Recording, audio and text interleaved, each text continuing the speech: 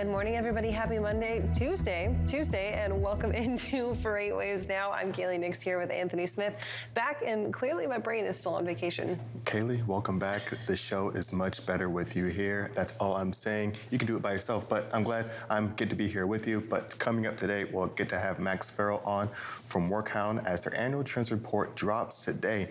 And we'll also give you some tips for catching double brokering possibilities. But first, our top story takes us to California, where the California Air Resource Board, or CARB, announced no tweaks to its new rules for the trucks and emissions that kick in next year. This story is going to be brought to us by John Kingston, our very own, and he joins us this morning. John, thanks so much for being here. Thank you very much. Good to see you. Good to see you as well, John. And I don't think this came as any surprise, right? Nobody was expecting California's CARB board to walk back their regulations. But now, what does this mean that they're standing firm on it? Yeah, I mean, as a journalist, it's a challenge because you're always told you want to write news. And this was kind of like Seinfeld. It was a story about nothing. The fact is, they did make a few changes here and there, but the core of it remains the same. The core of it is that there'll be no new internal combustion engine vehicles accepted for registry into the drayage registry after January 1st. The phase-out plan for ICE vehicles remains in place. It is 13 years if the truck is 13 years, or it is a combination of 18 years and 800,000 miles if that's longer than the 13 years. So if you've got a truck that's 13 years old, but it's got 600,000 miles on it, you can keep going. If you've got a truck that hits 800,000 miles in its 15th year, you've got to retire it.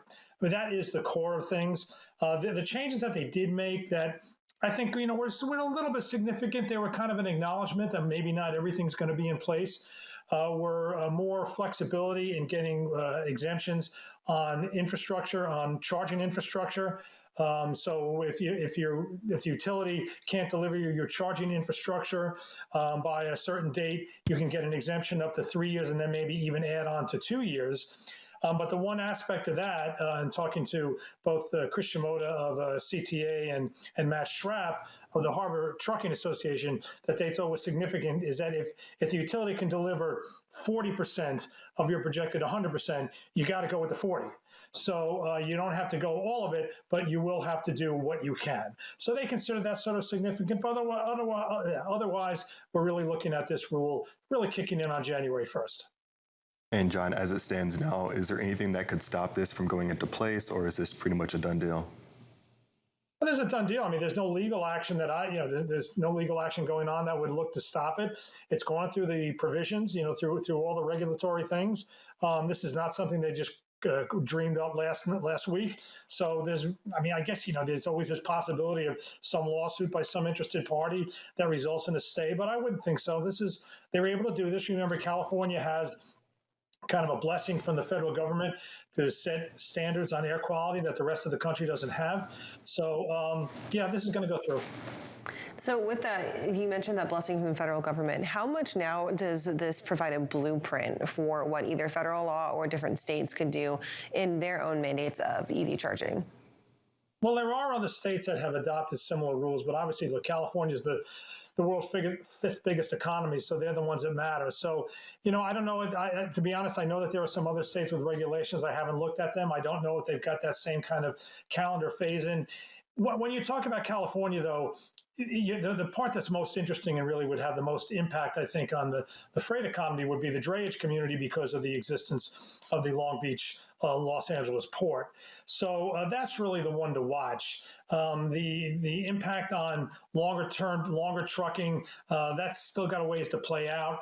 Drayage is an industry that right now is going through a lot of turmoil with the decline in traffic through the LA Long Beach port, with the fact that you can't register a new ICE vehicle, the fact that you've got AB5. So all three of those things together are a real kind of mix of wonder of what's going to happen in this industry. There are choices that can be made. You can take freight elsewhere, and obviously a lot of places have done so. And so to me, the clean fleet rules are important in general. They are really important for drayage. So with that, and you mentioned that the responsibility for the charging infrastructure for this, is that going to fall on the owners and the operators of those drayage vehicles, or are we going to be seeing some responsibility to input cash for charging infrastructure falling on the ports themselves, knowing that your dray vehicles spend often a lot of time sitting there waiting at the port, taking their load to where it needs to go, and then running back to the port before they head home? The way I read the regulation, the mandate falls upon the drayage truck owner. However, there have been initiatives in the ports to install charging facilities. So the Port of Long Beach and the Port of LA are not just sitting idly by, hoping there'll be enough infrastructure for it. They have been actively involved in various projects. You know, the one thing about this is that there are a lot of incentives, there are a lot of grant programs from the state, from the federal government, et cetera, to ensure that trucks get bought, to ensure that charging is put into place. Will it be enough? I don't know. But it's not really, it's not like this is like, okay, you're on your own, go do it. There have been numerous announcements of initiatives of battery electric vehicles in the ports and other areas of charging infrastructure. You know, we've written about a lot of them. So there are things going on. The question is, are they going to go on enough to avoid any kind of a crisis at the ports? And John, as you mentioned earlier, it remains to be seen how this is going to really impact the trucking market, but does this potentially act as a barrier of entry to some smaller operations, or do you think that there's going to be enough maybe government or state incentives to really provide some type of funds to help ease some of this process and transition?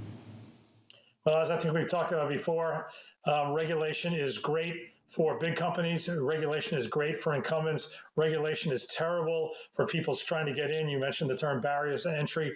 These are obviously major regulations. So somebody who could just buy a used ICE vehicle and get into the drayage business, actually they still can. I mean, if they buy a drayage vehicle that's within the framework of being able to run for several years, you can do it. But at a certain time, you're going to kind of run out of runway, and you're going to have to confront the existing rules. So yeah, this is something that does make it a lot harder to get into the business.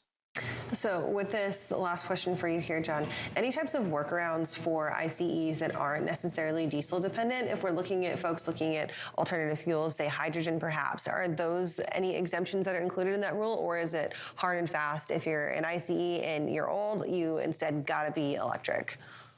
Yeah, I mean, it's a ZEV. It's a zero emission vehicle. That's the mandate. So, you know, you obviously batteries. I mean, the idea of batteries doesn't really work, as we know, for long distance over the road trucking because the weight is so high. But if you're talking about drayage where your mileage is a lot less, and you know you're more likely to encounter charging facilities, you know, in the whole Los Angeles, Long Beach area, and also the Inland Empire where all the warehouses are, then you can look at it. But hydrogen would make the case. I'm going to CERAWeek next week, and I've already been asked to interview somebody who's looking at ammonia as a fuel. You know, ammonia actually is a way of taking hydrogen and putting it into something else, and then it's really the hydrogen that becomes the energy thing, but you don't have to worry about transporting the hydrogen as a gas. So, you know, you can do hydrogen. So there's a lot of things. At a certain point, though, if you're driving an ICE, the clock will run out on you. And John, do you see any chance that this really impacts the vehicle market for those vehicles that are no longer eligible to operate in California, being now maybe loaded over to the East Coast? Sure. You know, I mean, if it's a market, if it's a vehicle that is otherwise in good shape and can operate somewhere else, certainly. I mean, it's obviously not all that difficult to transport them. Just get in them and drive them. So yeah, you can definitely imagine this. They're becoming a market for drayage vehicles that have been put out to pasture by the Golden State, but are now desired somewhere else. In some case, literally, if they move to like a plain state, put out to pasture. John, thank you for joining us this morning. Great to have you. As always, we'll talk to you soon. Okay, thanks. We're going to head over to the wall for our first carrier update of the morning.